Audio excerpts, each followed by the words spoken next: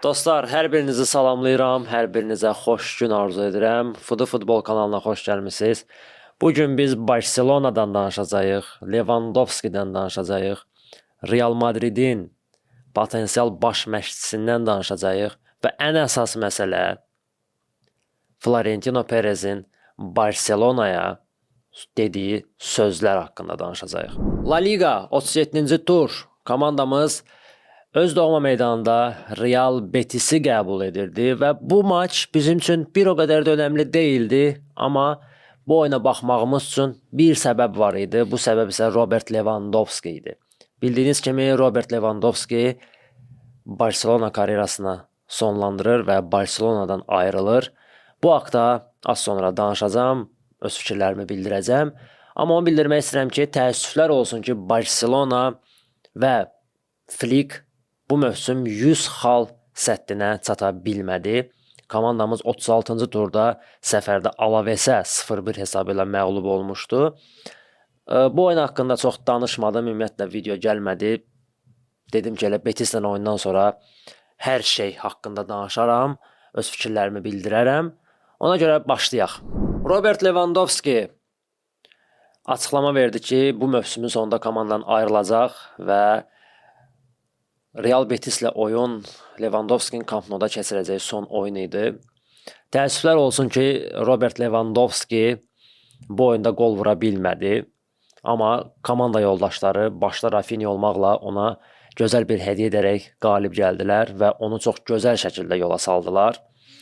Robert Lewandowski haqqında deyiləcək çox sözlər var. Robert Lewandowski futbol tarixinə gəlmiş ən yaxşı 10 hücumçudan biridir. Bunu əminliklə deyə bilərəm. Və açığı deyəcəm, Robert Lewandowski'nin gedişi məni incitdi. Doğrudan da pis oldum. İndi bəziləriniz deyə bilərsiniz ki, Fuad, sən bütün çıxışlarında Robert Lewandowski'ni qınıyırsan, tənqid edirsən. Mən hal-hazırki Lewandowski'ni tənqid edirəm. Hal-hazırki Barcelona rəhbərliyini tənqid edirəm ki, bu vəziyyətdəki Robert Lewandowski'ni komandada saxlayıblar. Ümumən götürsək, Robert Lewandowski kimi hücumçular bu dünyaya tək-tük hallarda gəlir. Doğrudan da Robert Lewandowski işinin peşəkarıdır. Robert Lewandowski futbolu sevir və futbolu oynadı bu adam. Bu adam futbolu oynadı. Statistikalarına baxırıq, vurduğu qollara baxırıq, Lewandowski'nin prime dönəminə baxırıq. Deyirik, wow. Sadəcə olaraq, wow. Robert Lewandowski'ni pisləyə bilmərəm. Robert Lewandowski, yenə də təkrar edirəm, futbol tarixinə gəlmiş ən yaxşı 10 hücumçudan biridir. Bunu dana bilmərik. Amma hal-hazırki Lewandowski təəssüflər olsun ki, Barcelona'ya lazım olan o aforu deyim, eformu deyirlər, nə deyirlər, o müsbət enerjini verə bilmir. Bu da əlbəttə ki, yaşla bağlı olan bir şeydir. Prime Lewandowski Barcelona'da oynasaydı tam başqa şeylər olardı. Bəli, Lewandowski bəlkə də Barcelona sisteminə uyan bir hücumçu deyildi. Flick sisteminə uyan bir hücumçu idi. Bu başqa məsələ. Çünki özümüz də çox gözəl bilirik ki, 2020-ci illərdə Flick Lewandowski'dən necə bir maşın yaratmışdı və Lewandowski gələn gedəni parçalayırdı. O Lewandowski hal-hazırda bu Barsada olsaydı, Barcelona partladardı, Barcelona hücumçu almazdı. Və Lewandowski'yə buradan təşəkkür etmək istəyirəm. İnanıram ki, sizdə də belədir. Siz də Lewandowski'ni ürək açıqlığı ilə, sevgi ilə yola salırsınız. Çünki Lewandowski o gülünün solan vaxtı gəldi bu komandaya. Prime dönəmində gəlmədi və batmış içində olan, problem içində olan Barcelona'ya gəldi. Bunu unutmayaq. Adam gəldi və öz töhfəsini verdi. Öz o müsbət enerjisini verdi, təcrübəsini qoydu ortaya. Adam Barcelona'ya gələndə 33-34 yaşı var idi. Bu elə-belə bir rəqəmlər deyil, dostlar. Adamlar var ki, 32-33 yaşında karyerasını bitirir. Bu adam 34 yaşında Barcelona'ya gəldi, 38 yaşında Barcelona'dan ayrıldı. Bu 4 il ərzində komandada 119 gol vurdu bu adam. 24 asist elədi. Möhtəşəm rəqəmlərdir. Bu yaşa görə möhtəşəm rəqəmlərdir. Gəldiyi ilk mövsümündə La Liga'nın bombardiri oldu. Lewandowski çox iş gördü Barselonada və doğrudan da onun ayrılması az da olsa mənə təsir etdi. Belə doğrudan da pis oldum. Bəli, bir tərəfdən sevinirəm ki, komandaya yeni nəfəs gələcək, yeni hücumçu alacaqlar. 100% ki, bu alınmalıdır artıq. Amma Lewandowski'nin gedişi mənə yara vurdu. Çünki Lewandowski'nin bir peşəkar idmançı olduğuna görə çox sevirəm. Bəlkə Lewandowski Luis Suarez qədər istedadlı deyildi. R9 qədər istedadlı deyildi. Amma Lewandowski işini sevirdi. İşinə peşəkarcasına yanaşırdı. Və o istedadı sayəsində yox, öz əməyi sayəsində top səviyyəli bir hücumçu oldu. Hər şeyə görə çox sağ ol Lewandowski. Yaxşı ki bu komandada oynadın, yaxşı ki bu komandanın bir üzvü oldun. Səni çox sevirik. Elədiyin hər şeyə görə təşəkkür edirik və inanıram ki, azarkeşlər, Barselonada olan azarkeşlər Lewandowskini layiqincə yola saldılar. Mənə dünən bir izləyicim sual verdi ki, məncə Lewandowski Neymardan daha böyük əfsanədir Barsa üçün. İndi bəziləriniz güləcəksiniz. Neymar. Bilmirəm sizdə bu Neymar sevgisi, Neymar xəstəliyi hardandır? Oyuncu olaraq Neymarla işim yoxdur. Neymar futbol tarixinə gəlmiş ən yaxşı 5 oyuncudan biri ola bilərdi, amma olmadı təəssüflər olsun ki, istedad pik idi. Amma Lewandowski ilə müqayisə ediriksə bu adamı, əlbəttə ki, mənə görə Lewandowski daha önəmli fiqur oldu bu komandada. İndi yenə də cumacaqsınız üstümə, bilirəm. Yadıma gəlir ötən mövsüm, ötən mövsüm yox. Ötən il bir çıxışım olmuşdu. Rafinha ilə Neymarı müqayisə etmişdim. Demişdim ki, Rafinha Barcelona üçün daha önəmli fiqurdur, nəinki Neymar. Hamı orada videolarımı kəsdi, nareskaları kəsdi, ancaq o hissəni saxlayıb ondan özlərinə PR yığdılar, hype yığdılar. Ki, güya ki, mən deyirəm ki, Neymar Rafinhadan daha güclüdür. Xeyr dostlar, Rafinha Neymardan güclü deyil. Neymar Messi, Ronaldo ilə müqayisə oluna biləcək bir səviyyəyə çatmışdı. Amma təəssüflər olsun ki, öz dəyərini bilmədi. Amma təsir olaraq, önəmli fiqur olaraq Rafinha kimi ola bilmədi. Rafinha döyüşürdü bu komandaya görə. Rafinha canın verir bu komandaya görə. Rafinha hər şeyini qoyur bu meydanda. Amma Neymar Messi'nin kölgəsindən qaçdı.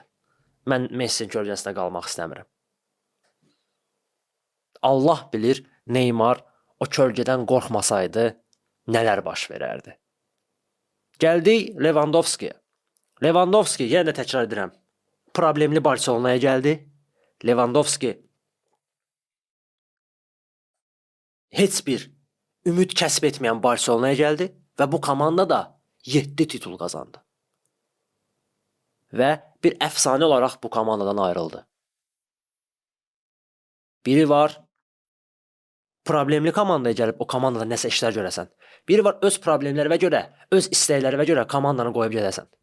Neymar özün pula satdı. Neymar özün egosuna satdı. Neymarda Barcelona sevgisi olsaydı, o qalardı o Barcelona'da. O qalıb inanardı ki, Messi'dən sonra bu komandanı mən daşıyacağam. O onu istəyərdi, onu istəmədi.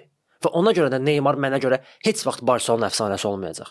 Heç onu mən sıralamaya qoymaram.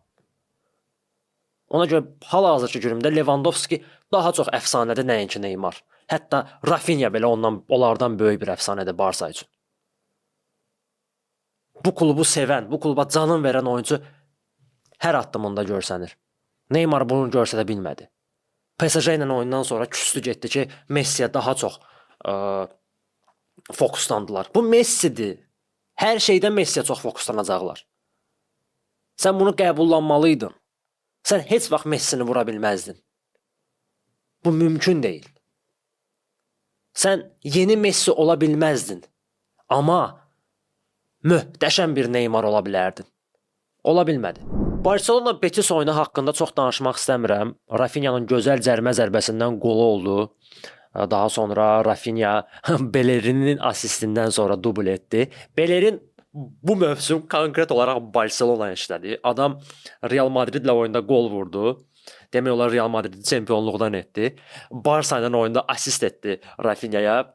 Çox sağ ol Bellerin. Hiss olunur ki, La Masia yetirməzsən, öpürəm səni, var olasan. Ümumiyyətlə amma bilirsiniz mən nə haqqında danışmaq istəyirəm? La Liga klublarının hal-hazırki durumu haqqında danışmaq istəyirəm. Amma bunu az sonra danışarıq. Mənə maraqlı gələn bilirsiniz nə oldu? Penalti epizodu maraqlı oldu. Gavi və Isco'nun mübarizəsi. Mən bəlkə də nəyisə görmədim, bəlkə diqqət yetirmədim, bəlkə hardasa fikrim qaçdı. Bu epizod penalti idi bəyəm. Mən 50 dəfə baxdım o epizoda. Yəni mən Gavi ilə Isco'nun belə toxunuşunu görmədim. Yəni Gavi'dən toxunuş görmədim mən. Bəlkə də o qədər belə sürətli oldu ki, epizod biz onu görmürük. Bəlkə slow motionla baxsaq görə bilərik. Amma mən Gavi'dən toxunuş görmədim. Isco zərbə endirmək istəyən zaman ayağı yerə dəyir, öz ayağına dəyir.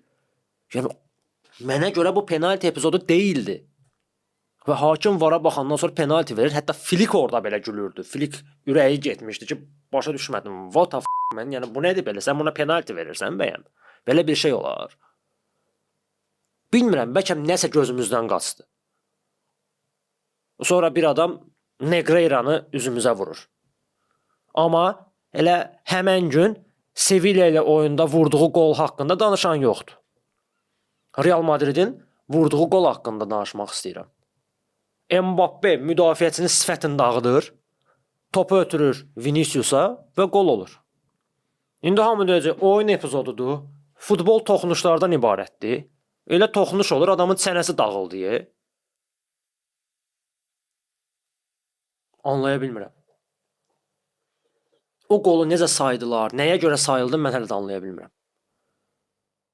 İndi La Liga'nın heç bir əhəmiyyəti yoxdur. Real Madrid 200 qol vursa belə gəlib çempion ola bilməyəcək. O bir qolla heç nə dəyişmir.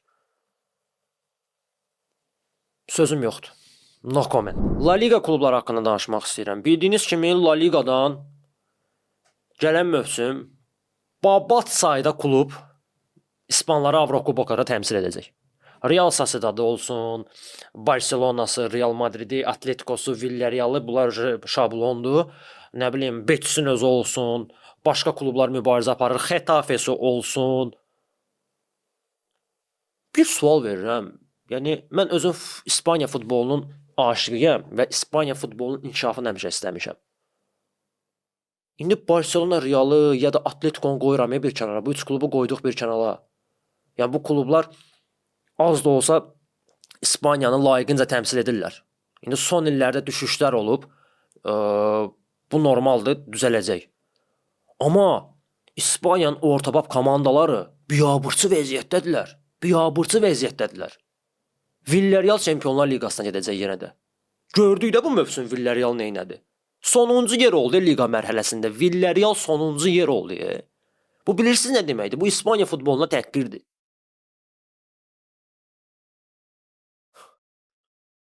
Yəni Qazaxıstan komandası hansı komandaydı ayda? Qazaxıstan komandası çempionluqasında oynadı.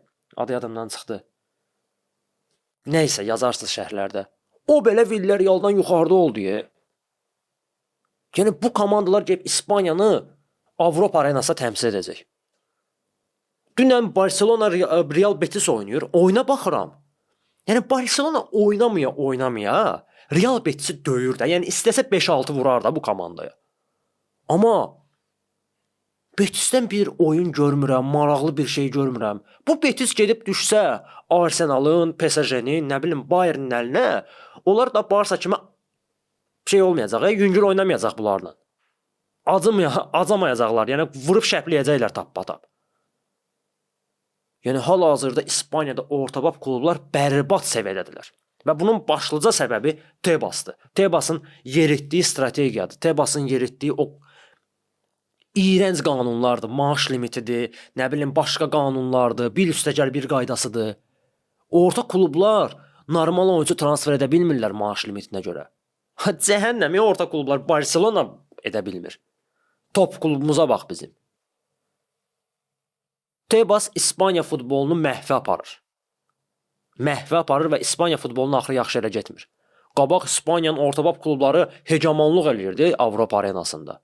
Sevilla'nın çempionluqlarına baxın. Sevilla düşmən liqasına düşür. Segundaya düşür Sevilla. Valencia Segundaya düşür az qala. İspaniyanın ən tarixli, ən köklü klublarına baxın siz Allah. Mən baxıram, mənim ürəyim ağrıyır. Aha, gəldik məclisimizin aşına. Florentino Perez əmi. Məni izləyənlər, məni tanıyanlar bilirlər ki, mən Florentino Perezin deməyim ki, fanatıyam, amma Florentino Perezi çox sevirəm. Florentino Perezin ideologiyası, Florentino Perezin strategiyası mənə xoş gəlir. Bir prezident olaraq, bir klub prezidenti olaraq Florentino'nun işləri möhtəşəm idi. Kluba titullar qazandırır. Klub həmişə yüksək yerlərdədir. Çempionlar Liqasında uğurludur. Daxili çempionatda uğurludur. Həmişə heyətinə güclü futbolçular olub və həmişə winner xarakterini qoruyub bu klub. Bu mənə görə Florentino Perezin gördüyü işlərin bəhrəsidir. Və mən həmişə istəmişdim ki, Barcelona'nın prezidenti Joan Laporta az da olsa Florentino Perez oxşasın ki, biz də bu uğurlardan dadaq. Çünki bizim Joan Laportamız danışanda bütün Azərbaycanın külək basır. Nəinki İspaniyanı. Amma mən belə gördüm ki, Laporta Perez oxşamaqdansa, Perez Laporta'ya oxşamağa başlayıb. Boy, necə olur bu? Adam yaşlandıqca daha müdrikləşər, daha belə ağıllı danışmağa başlayır, amma bunun yaşı getdikcə başı gedir. Bu nə çıxışdı belə? Bu nə söhbətdir belə? Real Madrid indi 2 mövsümdə uğursuzdur deyənə avtomatik olaraq Barsanın üstünə cummaq lazımdır. Real Madrid uğurlu olanda, Real Madrid titullar qazananda Barcelona'nın yada salan yoxdur. Hə, Real Madrid 2 mövsümdəki uğursuzdur. Negreira, hakimlər Barcelona'ya işləyir. Hakimlər elə, Barcelona uğurludur, Barcelona belədir. Artıq Real azarkeşləri özləri belə bezib bu söz söhbətlərdən. Real azarkeşləri özü də deyir ki, Florentino sən öncə işdən çıxarmısan, bu artıq bəhanədir, başıma dönüm. Nəyə görə bu söhbət təzədən başladı? Çünki Barcelona Super Liqadan imtina etdi. Bir Barcelona, bir Real Madrid qalmışdı Super Liqa layihəsində.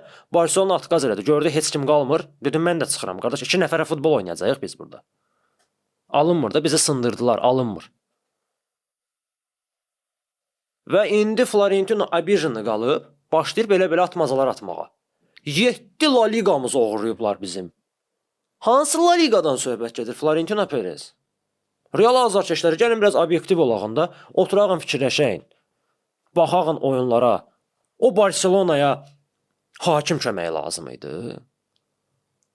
O 2011-ci il, 2009-cu il, 2012, 13, 14, 15 o Barcelona'ya hakim köməyi lazım idi. O Barcelona elə oyunlar olurdu ki, Real Madridlə Racing səviyyəsində futbol oynayırdı. Yəni Racinglə Real Madridə fərq qoymurdu. Yəni o dərəcədə wow futbol oynayırdı. Və Florentino Perezi yandıran odur ki, Barcelona daha maraqlı, daha gözəl futbol oynayır. Və hər zaman sual veriləndə ki, 21-ci əsrdə ən yaxşı komanda kimdir? Futbol tarixinin ən yaxşı komandası kimdir? O Barcelona adı eşidəndə şoka düşür. Partlayır ki, yox, bu ola bilməz. Okey, mən Real Madridin böyüklüyünü danmıram. 3 il dalbadal Çempionlar Liqasını qazandılar. Möhtəşəm bir statistikadır. Amma gözəl oyun olaraq Barcelona oyuna çatan ikinci bir komanda yox idi. 2009-un Barsası olsun, 2011-in Barsası olsun, 12-nin Barsası olsun, 15-in Barsası olsun. Harda kubok uğurlandı? Harda kubok uğurlandı? 2016-17 mövsümündə Betis'lə oyunda komandamızı açıq-aşkar çempionluqdan məhrum elədilər. Və bu sözləri Real Madridin prezidenti deyir. Mən bilmirəm, güləm yoxsa ağlayam. Mən həmişə demişəm ki, futbol elə bir oyundur ki, hər bir komandanın leyhinə və əleyhinə səhv qərarlar olur. Bu olacaq. Bunsuz alınmaz dostum. Qeyri-mümkündür. Həm Realın, həm Barcelona'nın leyhinə və əleyhinə səhv qərarlar olacaq. Amma yəni Real Madridin leyhinə verilən səhv qərarları bu dəqiqə barmağımızla saysaq, valla barmağımız çatmaz. Gərək ayaq barmaqlarıma keçəmir. Və bunu Florentino Perez deyir bizə. Adamın gülməyə gəlir. Qardaşım, məsələn, sən sus da, sən sus. Demirəm, indi Real Madrid hakim hesabına, Real Madrid UEFA, FIFA hesabına irəli gedib. Bu uşaq arqumentləridir. Yenə də təkrar edirəm. Hər bir klubun lehinə səhv qərarlar verilir. Amma bu da sizdə az olmayıb da. Az olmayıb da sizdə. Yəni bunları sən necə görməyə bilərsən? Negreira hakimlərindən müsahibə götürüblər. Yəni müsahibə yox, məhkəmədə ifadə alıblar ki, nədir? Deyir, heç biri deyir ki, bizə belə bir şey pul verilməyib, bizə nəsə rüşvət verilməyib. Və Negreira söhbəti elə təsdiq olunmayıb. Məhkəmə illərlə gedir və elə bir sübut yoxdur. Ortaya bir sübut çıxmayıb ki, bu pullar rüşvət xarakterli və hakimlərin təyin olunması ilə bağlı verilib. Yəni burada siz nədir məsələ? Barcelona və digər klublar Negreira'ya pul ödəyirlər hakim məsləhətinə görə. Barcelona 5 milyon ödəməli isə ödəyib 10 milyon. Amma yenə deyirəm, harda gördük biz bu hakim səhvlərini, Barcelona lehinə verilən hakim səhvlərini bu neçə illər ərzində harda gördük? Demirəm, olmayıb, olub. Bunu danmaq olmaz. Amma belə qlobal səhvlər olmayıb axı. İndi bəziləri Chelsea-Barcelona oyununu yazacaq. Qardaşlar, Chelsea-Barcelona oyunu İspaniyaya aid deyil, UEFA baxır ona. Yəni Negreira sırf olaraq İspaniya daxili mövzudur. Nəysə dostlar, danışdıq Florentino Perez əmi haqqında. Qoca kişidir, başı gedib, yola verək. Artıq yaşa sözün deyir. Gəlin transferlər haqqında danışaq. Barcelona son günlər ciddi şəkildə Joao Pedro ilə maraqlanmağa başlayıb. Və belə görünür ki, Barcelona artıq Alvarez transferində uğursuz olduğunu qəbullanıb. Çünki Alvarez üçün Atletico Madrid azı 150 milyon euro istəyir. Azı 150 milyon euro. Və bunu hal-hazırda Barcelona qarşılayacaq gücdə deyil. Və Paris Saint-Germain Julian Alvarez'i öz heyətində görmək istəyir və 150 milyon ödəməyə tam hazırdır. Paris Saint-Germain əlbəttə ki, hazır olacaq. Pul tırıq kimi, pul pres, həyat interes. Ona görə Barcelona alternativ variantlar axtarır və bu alternativ variantlar arasında Chelsea-dan Joao Pedro var. Necə bir oyuncudur Joao Pedro? Vallahi hal-hazırda vəziyyət o dərəcə bərbaddır ki, bizim komandada. Bu komandaya kimi gətirsələr mən okeyəm. Lij bir hücumcu olsun, cavan olsun, sürətli olsun. İnanın Allaha, Nəriman Axundzadə belə bu komandaya transfer olsa mən sevinərəm ki, əsas otu hücumcumuz var, cavandı, adam qaça bilir. Bu dəqiqə bu haldayam mən. Qaldı ki, Joao Pedro həm bərk oyuncudur, həm sürətli oyuncudur, həm mövqeləri tapa bilir, boş mövqelərə açıla bilir. Yəni onun transferinə okeyəm. Doğrudan da pis bir transfer deyil. Alvarez deyil. Çoxları artıq Alvarez'in imtihan edib ki, Alvarez yırtıcı deyil, Alvarez qol vura bilmir, Alvarez'in üstünlüyü tam başqadır. Bəyəm bizim nə vaxt belə tipli hücumçumuz olub? Bizə oyun quran oyuncu lazımdır. O Suarez idi, o Lewandowski idi ki, Messi'nin yanında oynayırdı Suarez. Lewandowski də Flick'in sisteminə düşdü deyənə alındı. Yoxsa Barcelona'nın DNA'sına uyğun hücumçular olmayıblar bunlar. Amma Alvarez əsl topla oynayan hücumçulardandır. 3-4 nəfəri üzərinə çəkir. Bir dənə hərəkət risk arapası. Lamine Yamal da açılar həmin vəziyyətdə. Rafinha da açılar həmin vəziyyətdə. Artıq onların da belə statistikası artar. Çünki Alvarez özünə 200 nəfəri çəkib boş zonalar yaratmağı bacarır. Joao Pedro'da bu yoxdur. Joao Pedro özü boş zonalara qaçır. Bu tam başqa tipli hücumçulardır. Amma günümüzdə hər iki variant Barsaya uyğundur. Əlbəttə ki, Alvarez istəyirəm. Əlbəttə ki, Argentinalı o qol maşınını istəyərdim. Mənə görə qol maşınıdır. Mənə görə o assist maşınıdır. O nəinki bombardirdir, o oyun qurucudur. O bir false nine'dır, o bir yarım müdafiəçidir, o bir wingerdir. Hər yerdə də Alvarez çox xassəli bir oyuncudur. Ona görə mən onu Barsada istəyərdim. Amma olmayacaqsa Joao Pedro transferdə pis olmazdı. Bəzi mənbələrdən oxumuşam ki, Barcelona Sorlotla maraqlanır. Hayda, bunlar imkan vermirlər də. Yəni biz 2 dəqiqə oturaq, normal sakit beynimizlə həyatımızı yaşayaq. Sorlot Atletico Madriddə belə əsas həyat oynaya bilmir kişi. Sorlotun bir funksiyası var. O da əvəz etmədən oyuna daxil olub qol vurmaq, başqa heç nə. Yəni bu adam əsas həyat oyuncusu deyil. Atletico Madriddə belə bu əsas həyat oyuncusu ola bilmir. Çünki adam 90 dəqiqə oynamaq potensialına malik deyil. Onu bacarmır o.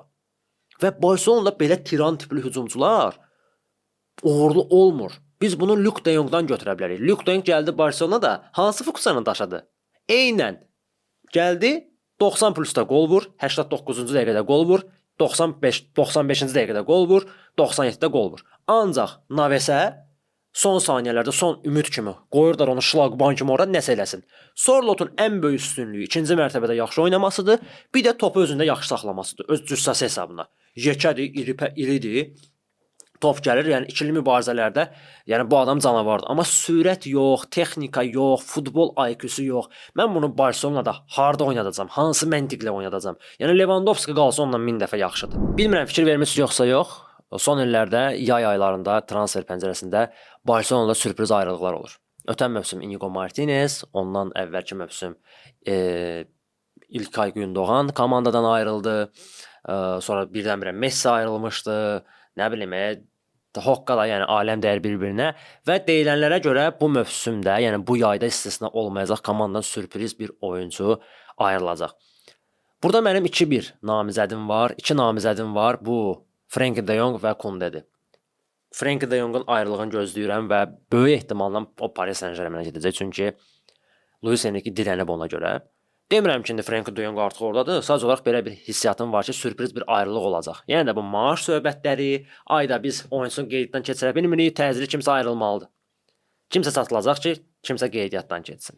Görək nələr baş verir. Barcelona Bayern Münchenlə Rafael Guerreiro ilə maraqlanır. 33 yaşı var, 34 yaşı var bu adamın. Bilinmir, yarım müdafiəçidir yoxsa müdafiəçidir. Qardaşlar, mən keçən çıxışda demişdim ki, Bernardo Silva hal-hazırda Barcelonaya lazım deyil. Valla Guerreiro-nu alırsınızsa, yəni azad agent olaraq gətirirsizsə, lütfən Bernardo Silva-nı gətirin, başınıza dönüm. Yəni bu dərəcədə düşəcəyinizi siz bilmirdim ki mən. Yəni mən inanmırdım ki, Barcelona bu dərəcədə aşağı düşər. Anlayıram azad agent, anlayıram indi pulsuz oyuncu da, belə də yox da.